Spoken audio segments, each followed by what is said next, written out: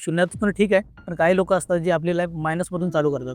तर जे आहे ते जवळपास 4 ते 4.5 किलोमीटर होतं आणि तेवढं आम्हाला दररोज चालत जावं लागत होतं, चालत यावं लागत होतं आणि ते पावसामध्ये छत्री धरून ते जायचं 4.5 किलोमीटर. त्यानंतर ते कधी-कधी पूर्ण असं कपडे वगैरे भिजायचे. हां. तर पण आम्ही चालतच जायचो मधल्या रस्त्यातून. कधी जंगली प्राण्यांची वगैरे थोडी भीती राहायची. कारण ती शाळेला जाण्याची तर एक्साइटमेंट होती, ती म्हणजे ती आपल्याला पकडून ठेवायची की नाही आपल्याला जायचंच आहे. तू तर चाफी कवी खूप चांगली अशी कविता आहे आणि त्यावेळेला त्याचा अर्थ कळत नव्हता, परंतु खूप गोड कविता आहे आणि मला अजूनही ती कविता आठवते की कसं एखाद्या सुट्टी पडली तर मुलांचं असतं नाही का, आत्याच्या घरी जायचं, मामाच्या घरी जायचं, मावशीच्या घरी जायचं, मस्त खायचं प्यायचं, एन्जॉय करायचं, यायचं. तुझं कशी सुट्टी जायची, कशी स्पेंड करायची?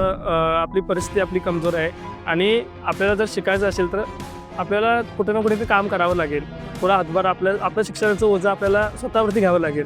मग खूप साऱ्या ठिकाणी आम्ही शेतामध्ये वगैरे कामाला जातो, दुकानामध्ये वगैरे पण काम केलं आहे. त्यानंतर मग जसं माझी 10वी झाली तशी मग आम्ही गवंडी कामाला जायला सुरुवात केली आहे. आपल्याला माहिती आहे, आपल्याला ज्यावेळेला आपण शिक्षण घेतो त्यावेळेला आपल्याला कळतं की यार हे पैसे कुठून आले आहेत, हे पैसे कमवण्यासाठी आपल्याला किती खर्च लागला, किती कष्ट करायला लागलं. कष्ट किती लागलेले आहेत आणि हे खर्च कसे करायचे. या गोष्टीमध्ये आपण कोणती ट्रिक वापरू शकतो की बचपन में MBA. बचपन में MBA म्हणजे काय? महाभारत मला सीन आठवला की त्यांचे नियम होते युद्धामध्ये की निहत्यावर हल्ला नाही करायचा. एखाद्याचं शस्त्र जर पडलं असेल हातात ना, तर तोपर्यंत मी हल्ला नाही करणार जोपर्यंत तो हातामध्ये शस्त्र उचलत नाही. की ऐकून माहिती आहे की खूप गर्दी आहे वगैरे. मुंबई शहर हे धावपळीचं शहर आहे. बरोबर. आणि 26 जणांमध्ये कुणालाही मुंबई सिटीचा अनुभव नव्हता. तिचा जे 5% होते आमचं जे आम्ही पैसे आणले होते तर ते 5% तर एका रात्रीच गेले होते. जब तुम किसी चीज़ को शिद्दत से चाहते हो तो पूरी कायनात उसे मिलाने में एकजुट हो जाती है. जी काय तुमची परिस्थिती आहे, तुमच्या परिस्थितीपेक्षा तुमची जी मनस्थिती आहे ती तुमची स्थिर असली पाहिजे. कारण की ही दुनिया गोल आहे. तुम्ही आज जे केलंय तुम्हाला कधी ना कधी ते गोल फिरून तुमच्याकडे परत येणार. हॅलो मित्रांनो, तुमचं पॉडकास्ट विथ गुरुदास गुरव या यूट्यूब चॅनलमध्ये हार्दिक स्वागत. त्यानंतर हा आमचा पॉडकास्टचा दुसरा एपिसोड आहे आणि याच्यामध्ये जो मी आज गेस्ट इन्व्हाइट केला आहे तो ॲक्च्युली माझा कॉलेज फ्रेंड आहे. त्याचं नाव आहे महेश गवाळकर. तर म्हणजे जो आपला कॉमन कन्सेप्ट जो आहे की आपण मिडल क्लास किंवा जे कॉमन लोकांची जर्नीज या चॅनलवर स्क्रीनवर आणतो, तर त्याच्यातला हा दुसरा भाग आणि दुसऱ्या भागामध्ये मी स्टोरी घेऊन येतो ती म्हणजे महेश गवाळकरची. तर थोडक्यात सांगायचं तर जे आपण म्हणतो ना की प्रॉपर मिडल क्लास फॅमिली काय असते किंवा एक गरिबी काय असते किंवा एखादा माणूस जो खेड्यातून येतो, जो मागासलेल्या एखाद्या छोट्याशा गावातून येतो आणि नंतर काहीतरी एक चांगलं आपल्या आयुष्यामध्ये करतो, तर अशा एका मुलाची ती स्टोरी आहे. तर आपण म्हणत असतो ना की एखाद्याची लाईफ म्हणजे मी शून्यातून स्टार्ट केली, शून्यातून ठीक आहे, पण काही लोक असतात जे आपली लाईफ मायनसमधून चालू करतात. तर ही त्या मुलाची कहाणी आहे ज्यानं आपली लाईफ जी होती ती मायनसमधून स्टार्ट केली होती आणि तो आता चांगल्या लेवलला येऊन पोहोचलेला आहे. तर चला थेट आपण भेटूया महेश गवाळकरशी. तर महेश, तुझं म्हणजे स्कूल लाईफ कशी होती, तुझे शालेय जीवन कसं होतं? तर माझ्या शालेय जीवनाबद्दल सांगायचं म्हटलं तर माझं प्राथमिक जे शिक्षण होतं ते माझ्या मुख्य गावी झालं, ज्या ठिकाणी माझा जन्म झाला, मुंडवार या ठिकाणी. 1ली ते 5वीपर्यंतचं जे शिक्षण होतं ते त्या ठिकाणी झालं. त्यानंतर 6वी आणि 7वी जे उच्च प्राथमिक शिक्षण आहे ते मला रामनगर या ठिकाणी मी पूर्ण केलं आहे. ओके. आणि माझ्या गावापासून जो रामनगरचा जो अंतर जे आहे ते जवळपास 4 ते 4.5 किलोमीटर होतं ओके. आणि तेवढं आम्हाला दररोज चालत जावं लागत होतं, चालत यावं लागत होतं.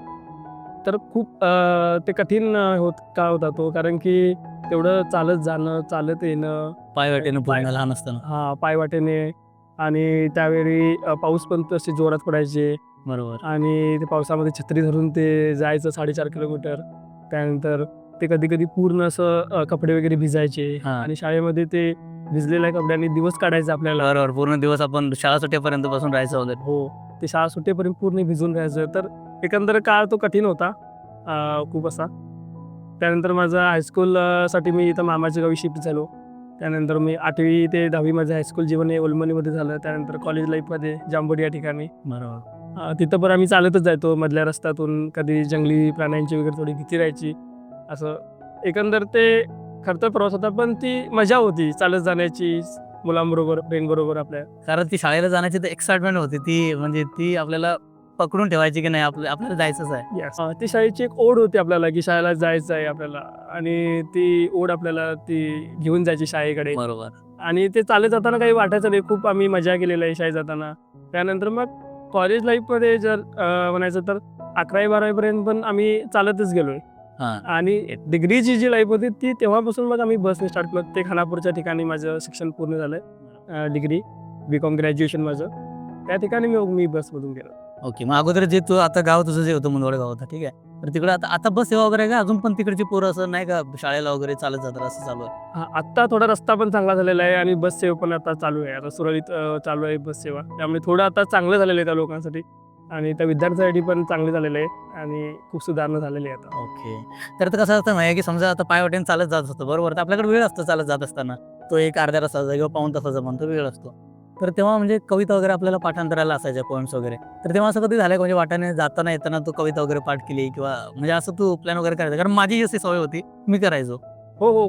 खूप आम्ही अशा कविता वगैरे पाठांतरासाठी होत्या. विशेषतः 10वी साठी एक कविता वगैरे आम्हाला वार्षिक परीक्षेमध्ये होतीच. हां, तेही 4-5 मार्क्स ते ठेवलेलं असायचं. 5 मार्क्स जे कवितेचे होते ते पाठांतरासाठी होत्याच आणि बरोबर. एकूण जर 10 कविता असल्या तर त्यापैकी थोड्या कविता ज्या होत्या त्या आपल्या पाठांतरासाठी होत्या बरोबर. आणि त्या आपल्याला पाठांतर कराव्या लागायच्या. तो कधी वेळ मिळायचा, कधी चालत जाताना वगैरे आपण तो यूज करायचो आणि गुणगुणत जाणं वगैरे ते नाही का सगळे. हां.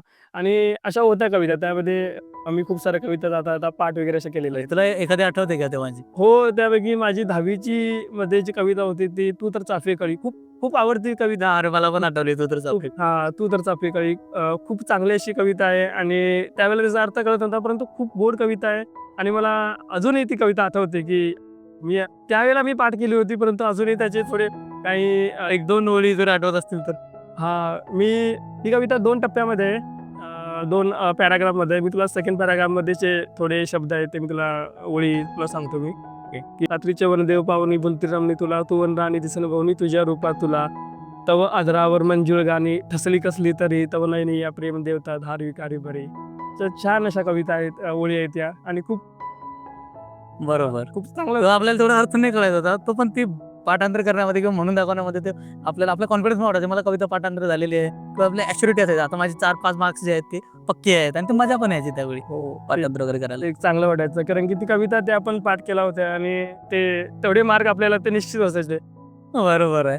मग तुझी जी शाळेची सुट्टी वगैरे असायची, समजा आता शाळा संपल्यानंतर जे मार्च नंतर जी सुट्टी होते एप्रिल मेमध्ये, ती सुट्टी वगैरे कशी असायची? तू म्हणजे एन्जॉय करायचं सुट्टी पाहुण्याची. आता कसं असतं एखाद्या सुट्टी पडली तर मुलांचं असतं नाही का, आत्याच्या घरी जायचं, मामाच्या घरी जायचं, मावशीच्या घरी जायचं, मस्त खायचं प्यायचं, एन्जॉय करायचं, यायचं. तुझं कशी सुट्टी जायची, कशी स्पेंड करायची?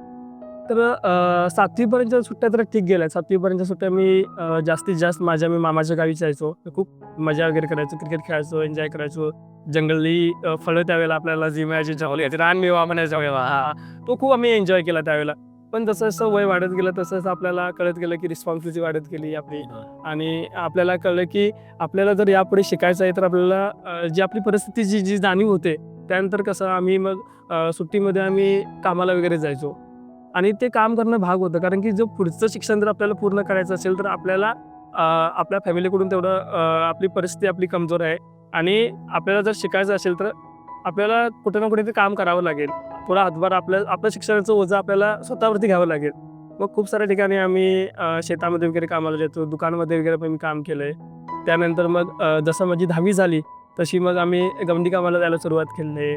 गवंडी काम मी रत्नागिरी, गोव्या सगळ्या ठिकाणी पण काम केलेलं आहे आणि हा खूप एक चांगला अनुभव होता कारण की स्वतःच्या कष्टामधून जी शिकण्याची जी मजा जी आहे ती खूप वेगळी आहे.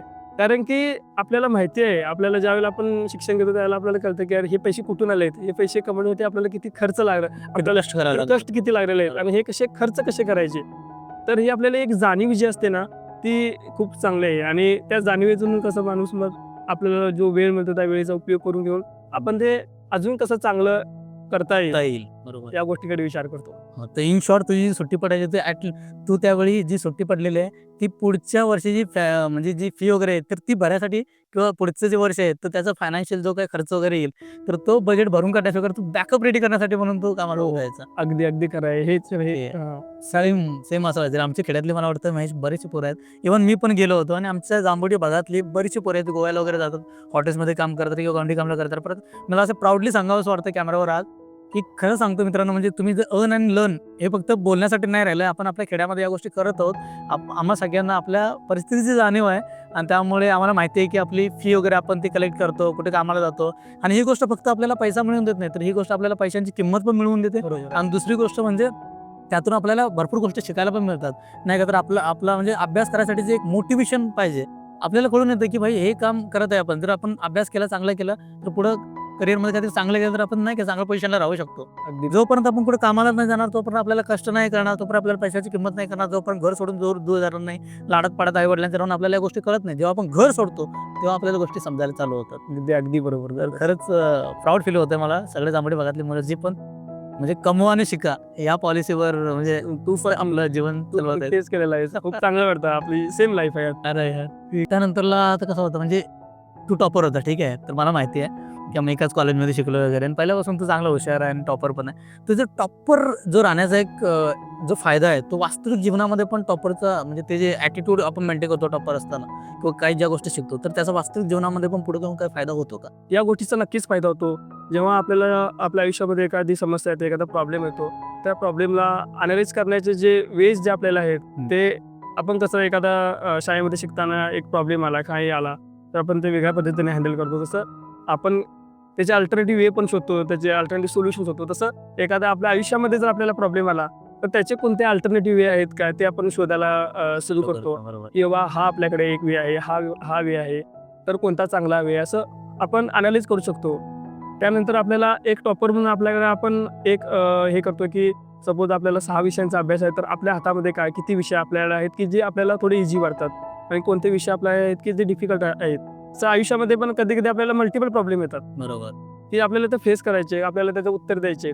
त्यावेळेला आपण मग ते त्या पद्धतीने आपण अनालाइज करू शकतो की बाबा या सध्याच्या प्रायोरिटीज सेट कर. प्रायोरिटीज कशी सेट करायची आहे, प्रायोरिटीज कशी सेट करायची, या सध्याला आपल्याला कोणत्या जी गोष्ट आहे जी ती सध्या फोकस करायची आहे आणि ती फोकस केल्यानंतर जे नेक्स्ट टाइमला जे आपल्याला जी लेस प्रायोरिटी आहे ती नंतर करू शकतो. अशा खूप काही गोष्टी आहेत ज्या तुम्ही चांगल्या पद्धतीने ॲज अ टॉपर तुम्ही जसं कॉलेज लाईफमध्ये वगैरे तुम्ही यूज केला होता, तुम्ही तुमचा टॉप केला होता, तसं तुमच्या प्रत्येकच्या आयुष्यात प्रॉब्लेममध्ये पण तुम्ही डायरेक्ट पेजमध्ये आपण त्याला अप्लाय करू शकतो. अप्लाय करू शकतो आणि तुमच्या प्रत्येक लाईफच्या प्रॉब्लेममध्ये पण तुम्ही चांगल्या पद्धतीने ते मार्ग शोधू शकता. नक्कीच बरोबर. नक्कीच ती मदत होऊ शकते त्याची. येस आणि मला आणि थोडं ॲड करावंसं वाटतं महेश, कारण आता कसं असतं ॲज अ टॉपर आपण कसं करत असतो, आपल्याला एक्झाम क्लिअर करायचं नसते, आपल्याला एक्झाम टफ करायची असते, Yes. बरोबर?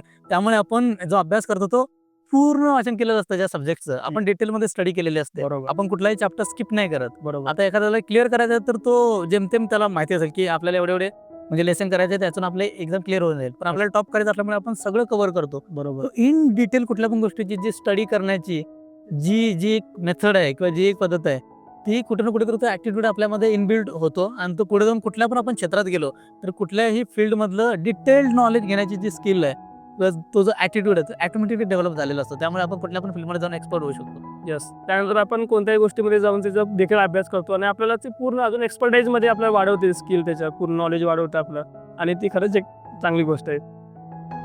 करेक्ट आहे. आता बरेचसे स्टुडंट आहेत महेश की जे म्हणजे नाही का म्हणजे बरेचसे मी बघितले खेड्यामध्ये अभ्यास वगैरे करतात पण अभ्यास त्यांच्या लक्षात राहत नाही किंवा अशा काही गोष्टी आहेत. तर काही टिप्स आहेत का तुझ्याकडे म्हणजे एखादी गोष्ट की कशी लक्षात ठेवता येईल अभ्यास वगैरे तो कसं फोकस करता येईल? हो, नक्कीच मी एक टिप्स देऊ शकतो की जी मी स्वतः अप्लाय केलेली आहे. हां. ती मी ऑलवेज सांगितलेलं आहे की कन्सेप्ट इज अ पॉवर. कोणत्याही गोष्टीचा तुम्ही अभ्यास करताना पहिला तुम्ही कन्सेप्ट जो काय आहे तो समजून घेण्याचा प्रयत्न करा. कारण की जोपर्यंत तुम्हाला ते कन्सेप्ट समजत नाही तोपर्यंत तुम्ही ते किती वेळा जरी वाचला तरी तुमच्या लक्षात नाही राहणार. बरोबर. जेव्हा तुम्हाला समजेल की हे का होतंय किंवा हे कशासाठी वाचतोय किंवा त्याचा अर्थ काय आहे, ह्या गोष्टी ज्यावेळेला तुम्हाला पूर्ण क्लिअर होतील त्यावेळेला मग तुम्हाला ते तुमचं वाचन सोपं जाईल. तुम्हाला ते तर इंटरेस्ट पण वाढतो. इंटरेस्ट पण वाढत जाईल आणि आणखी काही अशी गोष्ट आहेत की ज्या ठिकाणी तुम्ही थोडा ट्रिक्सच्या वगैरे गोष्टीचा वापर करू शकता की बाबा आपल्याकडे भारताची जी सीमा आहे त्याला लागून इतर 7 देशांच्या जर कोणत्या सीमा जर आपल्याला क्वेश्चन आपल्याला पाठ करायचा आहे तर आपल्याला हे सहजासहजी आठवत राहत नाही. पण या गोष्टीमध्ये आपण कोणती ट्रिक वापरू शकतो की बचपन में MBA. बचपन में MBA म्हणजे काय, बचपनचा प्रत्येक देशाचं मी पहिले अक्षर मी घेतलेलं आहे. ब म्हणजे बांगलादेश, च म्हणजे चीन, म म्हणजे बचपन, प म्हणजे पाकिस्तान, न म्हणजे नेपाळ, म हे सायलेंट झालं, MBA मध्ये म्यानमार, त्यानंतर बी म्हणजे बांगलादेश, ए म्हणजे अफगाणिस्तान. तर ह्या काही छोट्या छोट्या ट्रिक्स आहेत ज्या बरोबर. आपल्या लाईफमध्ये अप्लाय करू शकतो आणि आपल्या लाईफ इझी करू शकतो आणि ज्या गोष्टी लगेच आपण अभ्यासामध्ये लक्षात ठेवू शकतो. अशा ट्रिक्स वगैरे वापरून वगैरे बाकीच्या गोष्टी ज्या आहेत त्या ठिकाणी तुम्हाला प्रॅक्टिस सराव तरी करावाच लागेल. सराव तुम्हाला करावाच लागेल. जे प्रॅक्टिकल विषय ज्या ठिकाणी तुम्हाला सरावच आहे जे तुम्हाला परफेक्ट बनवत आहे. एखादी गोष्ट एखादा प्रॉब्लेम वगैरे सॉल्व्ह करायला तुम्हाला जर 40 मिनिटं लागत असतील तर तुम्ही सराव करून त्याला 30 मिनिटं किंवा 20 मिनिटावरती कसं आणू शकता. तर या गोष्टी आहेत सगळ्या. बरोबर. तर अजून एक गोष्ट मला इथं मेन्शन करावीशी वाटते. आता तू जसं सांगितलं, की एखाद्या कॉलेजमध्ये समजा आता टॉपर असतात. प्रत्येक समजा कोणी टॉपर असेल तर त्याचा एक कॉम्पिटिटर असतोच. 2-3 कॉम्पिटिटर असतात. तर काही पोरं म्हणजे कसं असतं, काही विद्यार्थ्यांचा एक माइंडसेट असतो, की मी नाही का एखादी नोट शेअर केली किंवा त्याला एखादी डिटेल मी सांगितली तर तो माझ्यापेक्षा पुढे जाईल. त्याला जास्त मार्क भेटतील. तर आम्ही जेव्हा म्हणजे स्टडीला असायचो, जेव्हा कॉलेजमध्ये मला अजून आठवतं, की तू मला सगळे नोट्स द्यायचा. बरोबर माझ्याकडे गाईड्स नव्हते आणि मी जेवढं आहे त्याच्यातून स्टडी वगैरे करायचं बुक्समध्ये. पण तू जेव्हा सांगितलंस, की नाही याचे म्हणजे गाईड्स पण असतात, क्वेश्चन बँक्स पण असते. मग मी तुला ते ऑलरेडी माहिती होतं, कारण तुमच्या गावाकडे तशी पोरं होती जी तुला गाईड करणार होती. पण माझं जास्तच अजून बॅकग्राऊंड नाही का अनएज्युकेटेड लोक असल्यामुळे मला तेवढं माहीत नव्हतं. पण तू ते गाईड केलं मला आणि गुरु म्हटला, "ही गाईड आहेत, घे तू वापर, तुला अजून अभ्यास चांगला होऊन जाईल." तर तेव्हा मला असं वाटलं नाही का ते म्हणजे महाभारत मला सीन आठवला, की त्यांचे नियम होते युद्धामध्ये, की निहत्यावर हल्ला नाही करायचा. एखाद्याचं शस्त्र जर पडलं असेल हातात ना, तर तोपर्यंत मी हल्ला नाही करणार जोपर्यंत तो हातामध्ये शस्त्र उचलत नाही. कारण निहत्यावर म्हणजे जे असतं ना, की बरोबर. तो त्याच्याकडे हत्यार नाही, निहत्या माणसावर हल्ला नाही करायचा. तर ते मला असं मग त्याच्यातून मला हे कन्सेप्ट समजलं, की एखाद्याकडे जर सोर्स नसतील, तर त्याला आपण सोर्स प्रोव्हाईड करायचे आणि आपण त्याच्याशी फेअर कॉम्पिटिशन मेंटेन करायचं. घे आणि आता नियत राहू नको. हे घे शस्त्र आणि आता लढ. आता आपण बघू. तर तो वाला जो तुझा ॲटिट्यूड होता ना, तो मला एवढा आवडला आणि म्हणून तर आपल्या आता जवळपास आम्ही 2012 मध्ये भेटलो होतो आणि आता 2025 जवळपास 13 वर्ष झाली. पण आपण जेव्हा तेव्हा भेटायचो आणि जी आपली वाइब असायची सेम वाइब आणि सेम कनेक्शन आपण आतापर्यंत मेंटेन केलं. बरोबर. आणि का मुळे कारण मला माहिती आहे तू कसं आहे, तुझी मेंटॅलिटी काय आहे, तू काय विचार करतो. यामुळे आता मला हे सांगावंसं वाटतं, की तुम्ही जर एखाद्या कॉलेजमध्ये असाल विद्यार्थ्यांनो आणि तुम्ही जर टॉपर असाल वगैरे, तर असा विचार कधीच करू नका, की मी एखाद्याला मदत केली किंवा नोट शेअर केले तर नाही का तो आपल्यापेक्षा पुढे जाईल. आपलं कॉम्पिटिशन फक्त त्याच्याशी नाही आहे. कॉलेज ही खूप छोटीशी गोष्ट आहे. कॉलेजमधून बाहेर पडता, शाळेमधून बाहेर पडते मग खूप मोठी दुनिया आहे. इथं तुमचं कॉम्पिटिशन त्यामुळे स्वतःचं कॉम्पिटिशन स्वतःशी ठेवा. आज मी आहे तर उद्या मी थोडं बेटर झालं पाहिजे या गोष्टीवर लक्ष ठेवा. तर आणि तुम्ही असे कनेक्शन ठेवलं तर काय होईल, आता समजा आता तेव्हा असतात काही द्वेष निर्माण झाले, फ्रेंडशिप खराब झाली, तर त्याचा फायदा आपल्याला म्हणजे जो पुढे इन फ्युचर होणार असतो तो तिथं ब्लॉक होऊन जातो. चांगले रिलेशन ठेवलं तर फक्त ते मार्क्स पुरता मर्यादित नाही राहत. तर पुढे जाऊन कधी ना कधी तुम्हाला करिअर गाईड होऊ शकतं.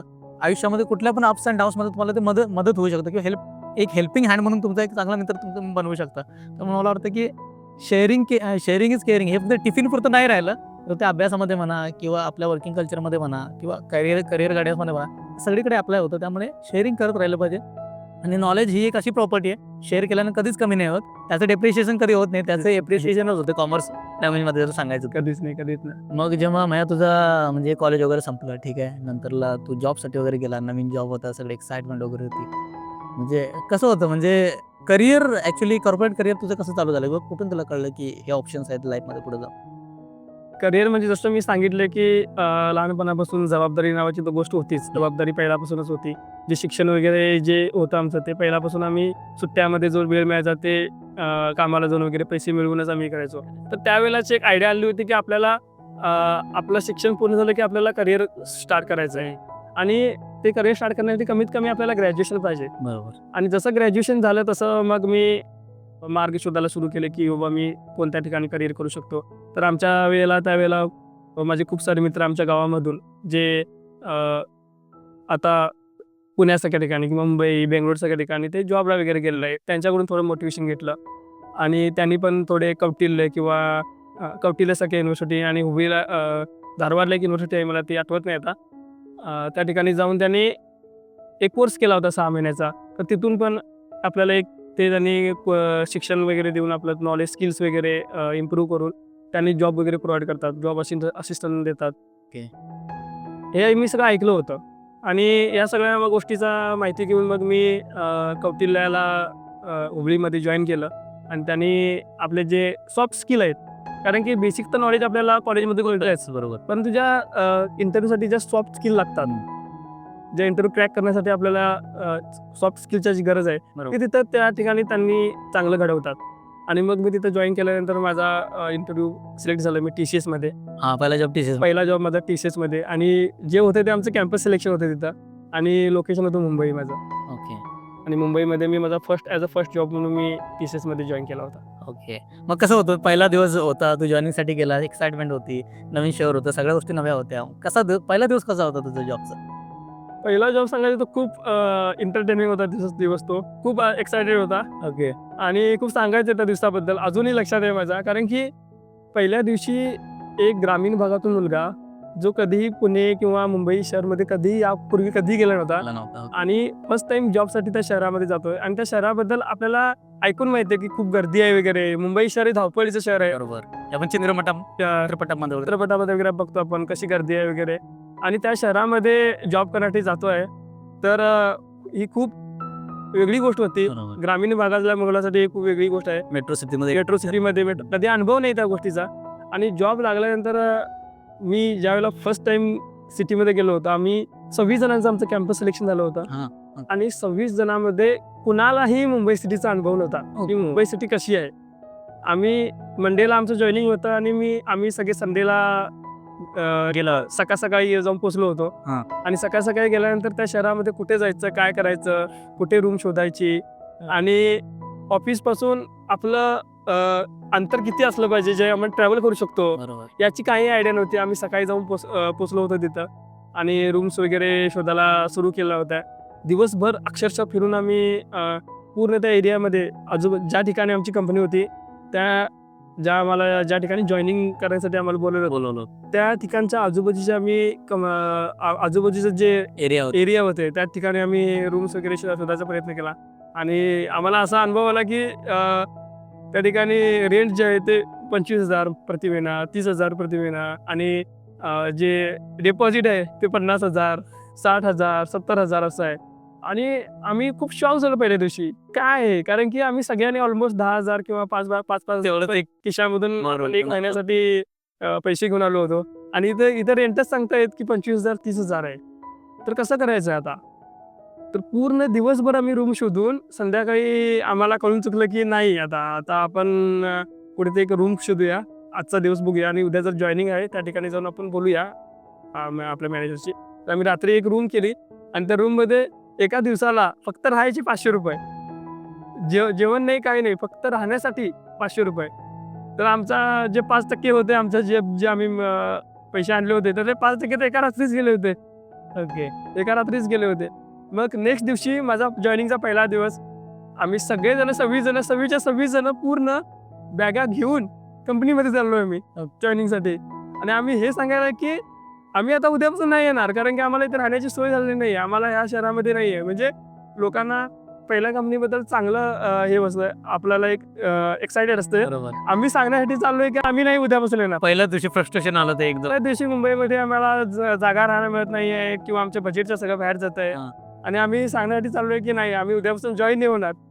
म्हणजे जॉईनिंगच्या वेळी डायरेक्ट तिथं जाऊन सांगता की आपण आता टर्मिनेशन देऊ ना. आमच्याकडून नाही होणार आहे. आणि असं तर खूप एकटिक असा तो एक एक्सपिरियन्स होता. आणि त्यानंतर मग त्या एचआरने किंवा मॅनेजरने आम्हाला समजून सांगितलं, थोडं वेळ दिला आम्हाला. खूप चांगले मॅनेजर भेटले त्यावेळेला आम्हाला. आणि तिथं आम्हाला त्यांनी सांगितलं की ठीक आहे, आम्ही तुमची सिच्युएशन अंडरस्टँडिंग करू शकतो. साऊथ साईडनं इथं येणे आणि इथं फर्स्ट टाईम मुंबईमध्ये येणे सगळ्यांना हे डिफिकल्टी फेस करतात. तर आम्ही तुम्हाला एक काम करा, तुमचा जॉईनिंग करा, जे काय प्रोसिजर आहे ते पूर्ण करा आणि आम्ही तुम्हाला गेस्ट हाऊस देतो 8 दिवसासाठी. आणि 8 दिवसामध्ये तुम्ही पहिल्याचे 2 दिवस आहेत तुमचे जे ट्रेनिंगचे आहेत ते तुम्ही थोडं असू द्या, आम्ही मॅनेज करतो. तुम्ही काही करून तुम्ही रूम शोधा, पहिला तुमची राहायची सोय करा. ज्यांना कुणाला मुंबई सिटीबद्दल माहिती आहे किंवा तुमच्या रिलेटिव्हना कुणाला माहिती आहे त्यांना कॉल करा. तुमच्या संपर्कमध्ये कोण तुमचे पाहुणे वगैरे असतील इथं त्यांना कॉन्टॅक्ट करा. इथं जर कोण तुमचे ओळखीचे मित्र वगैरे असतील, तुम्हाला माहिती नाही कोण तुमचे पहिला कोण मित्र वगैरे आलेले असतील त्यांच्याशी कॉन्टॅक्ट करा आणि त्यांना विचारून तुम्ही ट्राय करा की तुम्ही रूम वगैरे शोधून हे करा. असं वगैरे. तर मग आम्ही पहिलाचे 1-2 दिवस आम्ही पूर्ण रूम शोधण्यामध्येच हे केले. कारण की आम्हाला राहणं मुंबईमध्ये आता आलोय तर खरं जॉबसाठी. आता तर गरज तीच होती, राहायची सोय. राहायचं आम्हाला काही करून आम्हाला राहायची सोय करायची होती. मग सगळ्यांनी आपापले जे ओळखीचे मित्र आहेत किंवा कोण पाहुणे असतील, रेफरन्स कोण असतील त्यांनी आपलं चालू केलं कॉन्टॅक्ट करणं वगैरे असं. मग मी पण माझी एक मैत्रीण आहे अनिता पाटील म्हणून, तिला कॉल केला आणि तिला सांगितलं तिचं लग्न होऊन ती मुंबईला आली होती. तिला सांगितलं अशी परिस्थिती आहे आपली आणि आलो आहे मी इथं, कारण आपली राहायची सोय होत नाही आहे. आणि आता अशी सिच्युएशन आहे की आपल्याला जर रूम नाही भेटली, आपले जे फ्रेंड आहेत सगळ्यांना, आम्हाला जर रूम नाही भेटली तर आपल्याला जावं लागेल. मग तिनं त्याच्या रिलेटिव्हना वगैरे कॉन्टॅक्ट केला आणि एका चाळीमध्ये आम्हाला एक रूम तिने ॲडजस्ट करून दिली. चांगली होती रूम वगैरे राहायची वगैरे. कारण त्या सिच्युएशनला आम्हाला राहणं गरजेचं होतं. गरजेचं होतं ते, कारण की- कुठं एरिया आहे ते महत्वाचं आहे. हां, ती एरिया कुठं आहे, काय आहे? कल्याणपासून माझं ऑफिस बँड्रा जवळ-जवळ 60 किलोमीटर डेली होतं. तर ते जाण्यासाठी पण मी तयार होतो. कारण की आपल्याला आता हा जॉब करायचा आहे. आपली परिस्थिती आपल्याला ते करणं भाग पडत होती. आपण काय करतो, आपण किती ट्रॅव्हल करतो, किती त्रास सहन करतो, यापेक्षा आता ह्यो जॉब करणं महत्वाचं होतं. त्यामुळे तिथे सर्व्हाइव्ह करणं. खूप असा एक वेगळा असा अनुभव होता जॉबचा. पहिला जॉबचा बरोबर. मुंबई सिटीचा अनुभव. मुंबई सिटी. बरोबर. जे आपण चित्रपटामध्ये वगैरे पाहतो म्हणजे दगदगीचं जीवन, तर तो खरा एक्सपिरियन्स होता तो पहिल्या दिवशी तुम्हाला भेटून. हो. पहिल्या दिवशी कळलं आपल्याला की काय आहे मुंबई सिटी बरोबर. काय आहे आणि इथं जर राहायचं असेल तर कसं आपल्याला काय स्ट्रगल करावं लागणार आहे. त्याची आयडिया आम्हाला पहिल्याच दिवशी येऊन गेली. येऊन गेली होती. बरोबर. त्याच्यानंतर एक शाहरुख खानचा डायलॉग आहे आता कुठल्या मूवीमधला तो आहे मला पण नेमकं आठवत नाही. तो ऑडियन्स तुम्हाला जर आठवत असेल तर नक्कीच कमेंट करून सांगा. तो डायलॉग असा आहे की जब तुम किसी चीज़ को शिद्दत से चाहते हो तो पूरी कायनात उसे मिलाने में एकजुट हो जाती है. येस. तर असं हे खरं आहे का? खरं म्हणजे आपण जर कुठली गोष्ट करत असेल मनापासून तर आपल्या लाईफमध्ये असे लोक आहेत का आपल्याला सपोर्ट करतात किंवा पुढं लागून आपल्याला म्हणजे नाही की गाईड वगैरे प्रोव्हाइड करतात, असं तुझ्या लाईफमध्ये कोण होतं का? हो. भरपूर वेळेला असं झालंय माझ्या लाईफमध्ये. अगदी शालेय जीवनापासून, कॉलेजच्या लाईफपासून किंवा जॉब सर्च करताना किंवा जे काय आता जी लाईफ चालू आहे त्याच्यामध्ये पण. येस, नक्कीच म्हणू शकतो की जर तुम्ही एखाद्या गोष्टीला सिद्धतनं जर तुम्ही प्रयत्न केला, मनापासून जर केला, तर तुम्हाला हेल्प करायला खूप सारे लोक तुम्हाला येतील. जसं शालेय जीवनामध्ये माझा मित्र आहे, शालेय किंवा कॉलेज लाईफमध्ये माझा मित्र आहे. मी तेवढं एक हुशार विद्यार्थी होतो, परंतु टॉप कसं करायचं मला माहिती नव्हतं. काही जे गायडन्स टिप्स छोट्या-छोट्या गोष्टी असतात, ज्या तुम्हाला स्पार्क करायची गरज असते, त्या मला श्रीधर गेजम या माझ्या मित्राने मला खूप सपोर्ट केला त्यावेळेला. आणि ज्या वेळेला आम्ही काही डिसिजन असतं लाईफमध्ये घेतलेलं असतं, त्यावेळेला एक सपोर्टची गरज असते. त्यावेळेला मला अनिल देसाई या व्यक्तीने माझ्या मित्राने खूप मला मदत केलेली आहे. तर मी नक्कीच की त्यावेळेला मला एक गरज होती आणि त्यावेळेला त्यांनी ती मदत केलेली आहे. आणि अशा बाकीच्या खूप साऱ्या अशा गोष्टी आहेत त्या ठिकाणी खरंच तुम्हाला जर तुम्ही एखादी गोष्ट तुम्हाला करायची असेल तर खूप जण तुम्हाला मदत करतात. आता मला गावी घर बांधायचं होतं. त्या ठिकाणी पण माझ्या खूप साऱ्या मित्रांनी मला मदत केली आहे आणि आता माझं घर ते इन प्रोग्रेसमध्ये आहे आणि होत आहे. तर हो, नक्कीच. ओके. म्हणजे आपले इंटेन्शन्स क्लिअर असतील आणि हे जर आपल्याला माहिती असेल तर आपल्याला कुठून ना कुठेतरी लोक चांगले भेटून जातात आयुष्याच्या प्रवासामध्ये, जे आपल्याला सपोर्ट करून पुढे. हो. नक्कीच. ओके. तर प्रत्येकाचं एक आवड असते नाही का? आता प्रत्येकाला चित्रपट पाहायची म्हणून, गाणी ऐकायची, प्रत्येकाचा वेगळा छंद असतो. हो. तू चित्रपट वगैरे पाहतो का? पाहतो. तर तुझा एखादा आवडता चित्रपट आणि तो का आवडतो? आवडत्या चित्रपटामध्ये म्हणशील तर मी आता जो रिसेंटली रिलीज झालेला आहे तो छावा. ओके. छत्रपती संभाजी महाराजांच्या जीवनावरती हा चित्रपट आधारित आहे आणि हा मला खूप प्रचंड आवडला. आवडण्याचं कारण हे आहे की छत्रपती संभाजी महाराजांच्याबद्दल आपल्याला शालेय जीवनामध्ये कधी शिकवले नाही. तर एवढ्या मोठ्या पराक्रमी राजाबद्दल कधीही आम्ही शिकलो नाही. बरोबर. आणि हा चित्रपट आवडण्याचं कारण हेच आहे की चित्रपटामुळे थोडा का होईना आपल्या महाराजांच्याबद्दल आपल्याला थोडा का इतिहास आपल्याला समजतो. बरोबर. आणि खूप मोठा इतिहास आहे. खूप राजांनी मोठं काम केलेलं आहे. छत्रपती संभाजी महाराजांनी खूप मोठं काम केलेलं आहे आणि त्याबद्दल आपलं थोडं का होईना या चित्रपटाच्या माध्यमातून आपल्याला थोडं बद्दल इन्फॉर्मेशन तरी आपल्याला मिळते. ज्यांना बेसिक काहीच माहिती नाही त्यांनी चित्रपटच्या माध्यमातून का होईना त्यांना थोडी माहिती कळते. बाकी जे वाचनकरी असतात त्यांना वाचनातून वगैरे कादंबऱ्या वगैरे खूप आहेत अवेलेबल, त्याबद्दल त्यांना माहिती मिळते. परंतु ज्यांना वाचण्याचा छंद नाही आहे त्यांच्यासाठी कुठून तुम्ही इतिहास मूवी सोर्स आहे की ते मूवी एक सोर्स आहे ज्या ठिकाणी तुम्ही समजून घेऊ शकता की इतिहास काय. आणि कसं आहे वाचण्यापेक्षा जे आपल्याला दृश्य बघतो आम्ही, दृश्य म्हणतो आपण त्याला, दृश्य जे असतात ते कायम लक्षात असतात. आपल्या राजांनी काय केलेलं आहे, आपल्या राजांनी किती धर्मासाठी किती बलिदान दिलेलं आहे, तर तुम्ही ते लक्षात राहते कायमचं तुमच्या मनामध्ये ते कोरून जात आहे की आपल्याला जाणीव येते आपल्या धर्माबद्दल आपल्याला किती निष्ठा असायला पाहिजे, आपल्याला किती प्रेम असायला पाहिजे. तर एक तुम्हाला ती एक छाव पडून येते मनावरती ती चित्रपटातून. वाचून आपण तेवढं इमॅजिन करू शकत नाही जेवढं आपण बघू आता तू इंटरव्ह्यूज वगैरे भरपूर दिले की नाही, म्हणजे आता तेव्हा तू फ्रेशर होता, त्याच्यानंतर तू एक्सपिरियन्स झाला, त्याच्यानंतर पण तू स्विचेस वगैरे केले, तर ठीक आहे. तर इंटरव्ह्यूसाठी काय टिप्स देशील तू? कसा इंटरव्ह्यू क्रॅक केला पाहिजे as a fresher, as a experience? As a fresher मी हे सांगू इच्छितो की ॲज अ फ्रेशर तुम्हाला जे बेसिक जर नॉलेज आहे तुमच्या रिस्पेक्टिव्ह फील्डमध्ये जर तुम्ही कॉमर्स फील्डमध्ये असेल तर तुम्ही अकाउंटन्सी वगैरे बाकी सायन्स वगैरे जे काय तुम्ही येतात त्या ठिकाणी किंवा टेक्नॉलॉजी फील्डमधून आलेलं आहे तुम्ही, तर तुमचं जे बेसिक जे आहे तुमचं बेसिक नॉलेज जे आहे ते तुमचं स्ट्रॉंग असलं पाहिजे ॲटलिस्ट.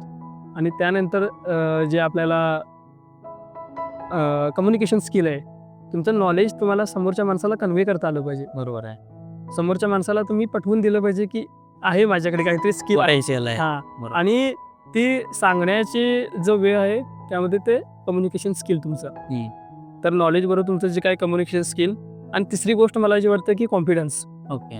कॉन्फिडन्स खूप गरजेचा आहे. कॉन्फिडन्स हा जीवनामध्ये तुम्हाला खूप साऱ्या गोष्टीमध्ये पुढे घेऊन जाऊ शकतो. कारण की कॉन्फिडन्स कधी-कधी समोरच्या इंटरव्ह्यूला माहिती आहे की तुम्ही याचं उत्तर चुकीचं दिलेलं आहे.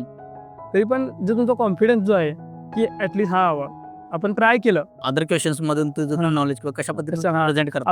आपण ॲटलीस्ट ट्राय केलं उत्तर द्यायचं. ओके. या गोष्टी पण खूप साऱ्या इम्पॅक्ट करतात. आणि ॲज अ एक्सपिरियन्स म्हणला की तुम्ही ज्या फील्डमध्ये तुमचा एक्सपिरियन्स आहे, सपोज एक प्रत्येक डोमेनमध्ये तुमचा एक्सपिरियन्स असतो, त्याचं पूर्ण तुमचं जे तुमचं हँड्स ऑन असणं गरजेचं आहे. त्याचं पूर्ण नॉलेज असणं गरजेचं आहे. कारण की तेच मॅटर करतं नेक्स्ट ज्यावेळेला तुम्ही एक्सपिरियन्स लेवलची इंटरव्ह्यू द्यायला जाता.